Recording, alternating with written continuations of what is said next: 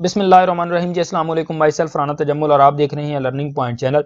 आज के लेक्चर में हम प्राइवेट क्लाउड आर्किटेक्चर को डिस्कस करेंगे, जिसमें हम 4 फेजेस को मोस्टली हम बहुत अच्छे से डिस्कस करेंगे, जिसमें virtualisation, server, storage and networking की बात करेंगे। सबसे पहले मैं ज़्यादा फोकस करूंगा वर्चुअलाइजेशन पे कि वर्चुअलाइजेशन क्या होती है बेसिकली, क्योंकि हमारे पास जो वर्चुअलाइजेशन है ये बैकबोन एज अ वर्क करती है हमारे अगर क्लाउड कंप्यूटिंग की हम बात करें तो। ठीक है, तो अब हम सबसे पहले देखते हैं कि हमारे पास वर्चुअल मशीन क्या होती है। बेसिकली जो हमारे पास वर्चुअल मशीन होती है ये एक जस्ट लाइक अ सॉफ्टवेयर ही होती है, जो कि किसी भी सिस्टम के या किसी भी कंप्यूटर के या किसी भी सर्वर के जो रिसोर्सेज हैं उनको क्या करती है, यूटिलाइज करती है। ठीक है, जो वर्चुअल मशीन एक क्या होती है, एक जस्ट लाइक अ सॉफ्टवेयर है जो कि किसी मशीन पे क्या होती है, रन होती है। बेसिकली जिस मशीन पे वर्चुअल मशीन हमारे पास रन होती है क्लाउड कंप्यूटिंग में, उसको क्या कहते हैं, हम सर्वर कहते हैं। ठीक है, दिस इज द सर्वर। सबसे पहले हमारे पास वर्चुअल मशीन है, ये रन किस पे हो रही है, ये एक सर्वर पे क्या हो रही है, रन हो रही है। अब देखिए हमारे पास जो सर्वर है, वर्चुअल मशीन उस पर रन होगी, वो क्या क्रिएट करेगा, डेटा को क्रिएट करेगा। डेटा को क्रिएट करने के लिए हमें एक स्टोरेज की जरूरत होती है, जहां पे हम डेटा को क्या करते हैं, स्टोर करते हैं। This is the virtual machine, और ये किस पे रन हो रही है, एक सर्वर पे रन हो रही है। अब सर्वर का जो डेटा है उसको स्टोर करने के लिए हमें एक स्टोरेज की जरूरत है, हम उसको स्टोरेज पे क्या कर रहे हैं, स्टोर कर रहे होते हैं, राइट।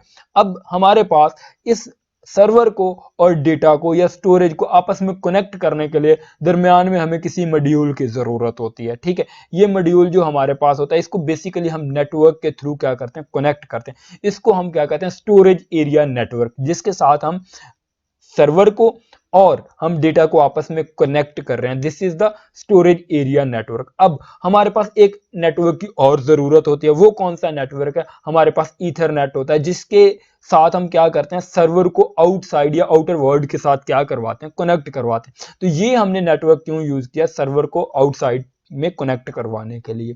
ठीक है, अब क्वेश्चन इज दैट कि हमारे पास वर्चुअल मशीन है, ये हमारे पास सर्वर है, इसके बाद हमारे पास यहाँ पे इथरनेट आ गया, और ये हमारे पास हमारे पास स्टोरेज एरिया नेटवर्क यहाँ पे यूज हो रहा है, इनको कनेक्ट करना।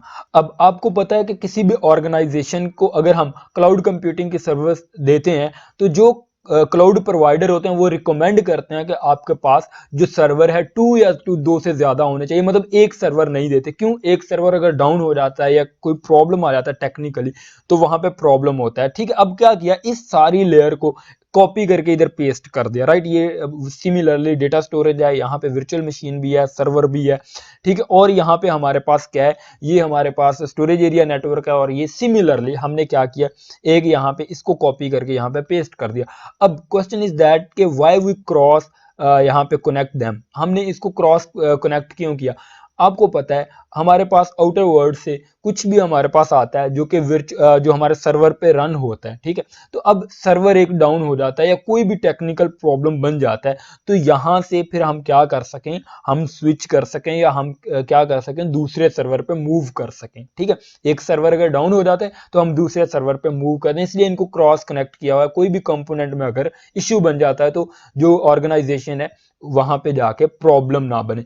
तो अब हमारे पास ये जो आउटर हमने एक बाउंड्री लगाई हुई है, what is this, basically this is the clustering. ठीक है, क्लस्टरिंग का कॉन्सेप्ट यहाँ पे यूज होता है। क्लस्टरिंग एक्चुअली क्या होती है, जब हमारे पास सिमिलर डिवाइसेस को हम क्या कर देते हैं, एक इकट्ठा कर देते हैं, तो उसको क्लस्टर कर देते हैं, तो उसको एक्चुअली क्या कहते हैं, क्लस्टरिंग कहते हैं। बेसिकली यहाँ पे डिफरेंट सॉफ्टवेयर यूज होते हैं जो कि क्लस्टरिंग के लिए हमारे पास यूज होते हैं। हाइपर वर्जन सॉफ्टवेयर उनको कहते हैं जो कि क्लस्टरिंग के लिए यूज होते हैं। देखें यहाँ पे हमारे पास सर्वर हैं, ये सेम टाइप ऑफ डिवाइसेस हैं, इनको हमने क्या कर दिया, ग्रुप्ड कर दिया, तो इसको हम कौन सा कॉन्सेप्ट कहेंगे, क्लस्टरिंग कहेंगे। यहाँ पे क्लस्टरिंग हो रही होती है। ओके, अब हमारे पास यहाँ पे एक हमारे पास पब्लिक क्लाउड है। पब्लिक क्लाउड में एक्चुअली क्या होता है, हमारे पास एक इंटरफेस होता है जो कि यूजर क्या करता है, वहां से यहाँ पे स्लॉट्स हैं, डिफरेंट स्लॉट्स हैं। यूजर क्या करता है, यहाँ पे प्रोसेसर को सिलेक्ट करता है, कितना प्रोसेसर रिक्वायर्ड है, अगर वो मतलब कि जितना भी वो ऑक्यूपाई करना चाहता है या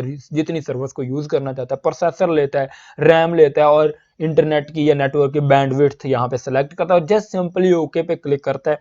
पीछे कौन इसको मैनेज कर रहा है, थर्ड पार्टी क्या हो रहा है, no concern virtual machine create हो जाती है। ठीक है, अब हमारे पास ये बेसिकली प्राइवेट डेटा सेंटर है। अगर इन दोनों को पब्लिक क्लाउड और प्राइवेट डेटा सेंटर को अगर हम एडअप करवा दें, प्लस कर दें, यहाँ पे इसको उठा के हम इसके अंदर रख दें, तो बेसिकली ये हमारे पास क्या बन जाता है, प्राइवेट क्लाउड आर्किटेक्चर बन जाता है। आई होप आपको थोड़ी सी समझ आई होगी कि वर्चुअल मशीन क्या होती है, हमारे पास सर्वर और क्लस्टरिंग कहाँ पे हो रही होती है और किस तरह ये इंटरलिंक्ड होते हैं। आपको थोड़ा सा आइडिया क्लियर हुआ होगा। अगर आपको इस लेक्चर की समझ आई है, कुछ पता चला है प्राइवेट क्लाउड आर्किटेक्चर के बारे में या क्लाउड आर्किटेक्चर के बारे में इवन, तो आप मेरे चैनल को ज़रूर सब्सक्राइब करें, थम्स अप करें इस वीडियो के लिए। और अगर कोई भी क्वेश्चन है आपका तो आप कमेंट में पूछ सकते हैं, इंशाल्लाह मैं आंसर करने की कोशिश करूँगा। Next, thank you for watching this video. इंशाल्लाह मिलते हैं नेक्स्ट वीडियो में, तब तक के लिए अपना ख्याल रखिएगा। अल्लाह हाफ़िज़।